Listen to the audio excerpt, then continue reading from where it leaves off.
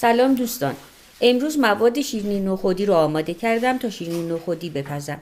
مواد لازم برای تهیه شیرینی نخودی شامل نیم کیلو یا 500 گرم آرد نخود، 250 گرم پودر قند، 300 گرم روغن صاف قنادی، یه دونه زرده تخم مرغ، یک قاشق مرباخوری یا اگر با این قاشقای اندازه‌گیری میکنین 1/2 قاشق چایخوری، پودر هل نرم، مقداری پسته خام که خوردشون کردم برای تزیین روی شیرینیامون، روغن و پودر خاک قندو میتونین با دست بزنین یا اینکه با همزن برقی. یه مقداری هم میزنم.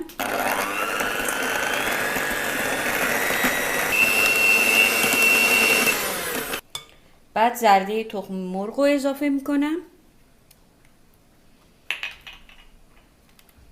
اینم هم میتونین با دست بزنین و هم اینکه با همزن برقی.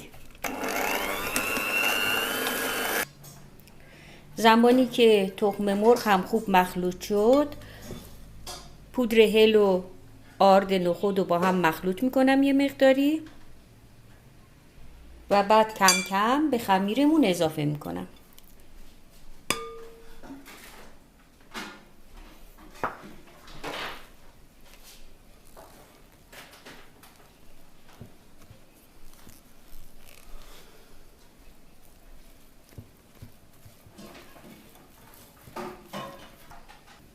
خمیر شیرینی نخودی رو میتونین برای اینکه منسجم بشه توی چرخ گوش بریزین و یه بار از چرخ گوش ردش بکنین. در غیر این صورت اگر داخل چرخ گوش نمیریزین باید تیکه تیکه خمیر رو بردارین و به این شکل منسجمش بکنین. بعد از اینکه خمیر رو چرخ کردم همین جور که میبینین خیلی راحت منسجم میشه خمیر و یه خمیر صاف و خوب به دست اومده.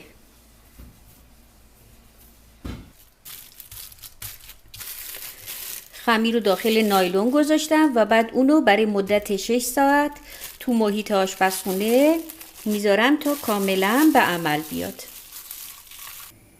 تقریبا حدود 7 ساعت از درست کردن خمیر میگذره.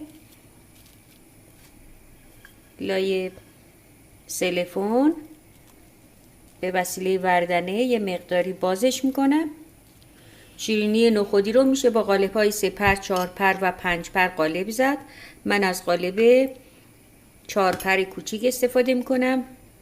سایزهای مختلفی هم داره. شیرینی نخودی بین نیم سانت تا 1 سانت میتونه قطر داشته باشه. با قالب 4 پر به این شکل و بعد اونا رو توی سینی فر میچینم. یک مقدار از شیرینی ها رو 5 پر قالب زدم.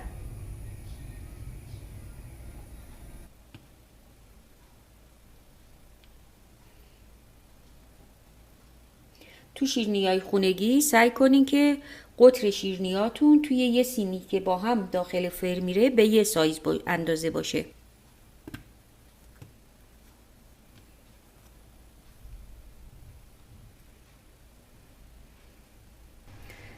بعد وسط اونا رو با یک تکه کوچیک از پسته تزیین میکنم.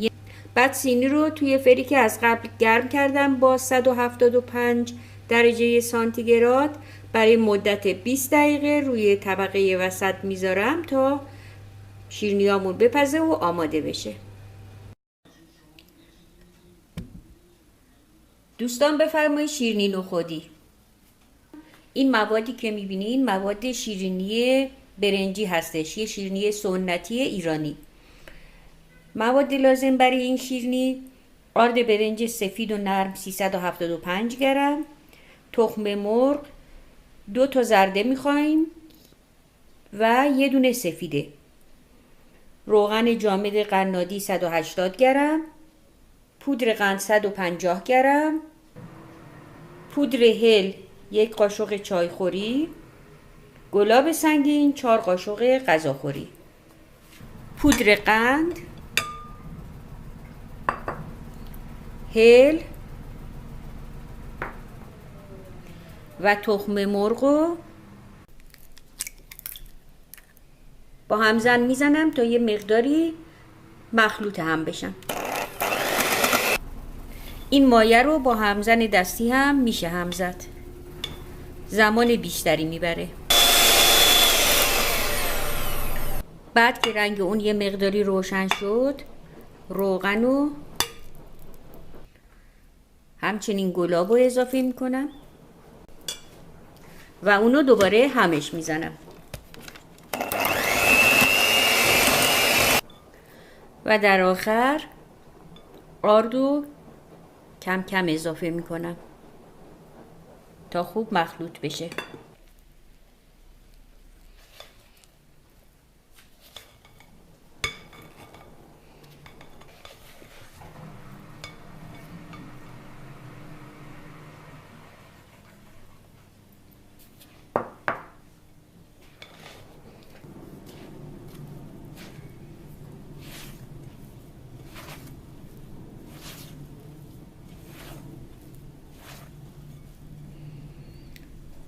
تمام آردو میریزم.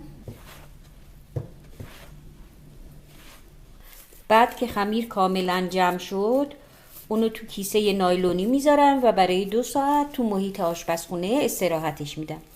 در ضمن این خمیر رو داخل یخچال تا 3-4 روز میتونین نگهداری کنین.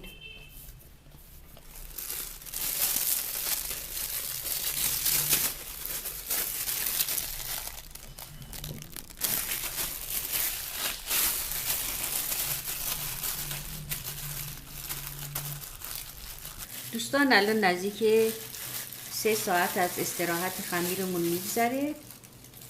برای درست کردن شیرینی برنجی گوله های از خمیر رو برمیدارم. باز اینم کوچیک بزرگیش دست خودتونه، ولی معمولا تو سایزی درست میشه که این مهرای آماده سایزشون به اینا بخوره. میتونه یه مقداری اینو با دست باز کنین یا اینکه به وسیله خود مهر اینو بازش کنین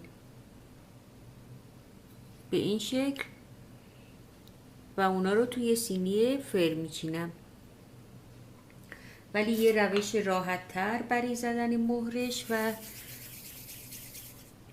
اینکه نچسبه به مهر خمیر، به جای اینکه کف دستمون اونو مهر بزنیم، من گوله های خمیر رو توی سینی میچینم و بعد از اینی که چند تا گوله خمیر توی سینی گذاشتم مهر مخصوص نون برنجی رو میزنم روش. مهرای نون برنجی هم مدل‌های مختلفی داره که مدل سنتیش به این شکله.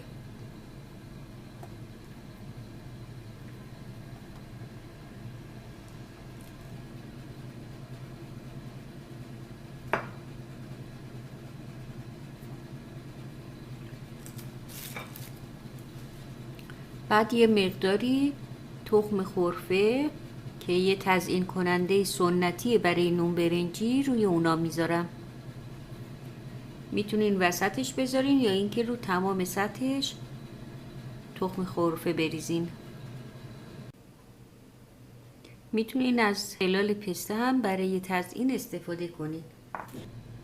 همینطور میتونین اگر خواستین با وردن خمیر رو بازش کنین و با این قالب‌های فشاری اونا رو قالب بزنین.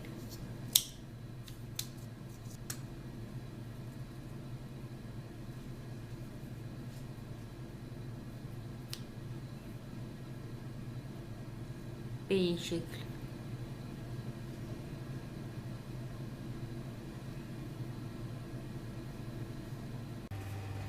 حالا سینی شیرینی رو داخل فری که از قبل گرم کردم با 175 درجه سانتیگراد روی پنجره وسط برای مدت 20 دقیقه میذارم تا بپزه و آماده بشه. بعد از 20 دقیقه شیرینی رو از داخل فر خارج کردم.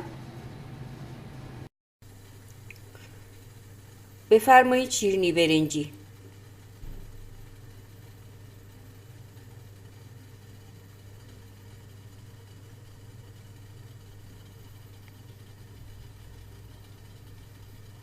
خدا نگهدارتون.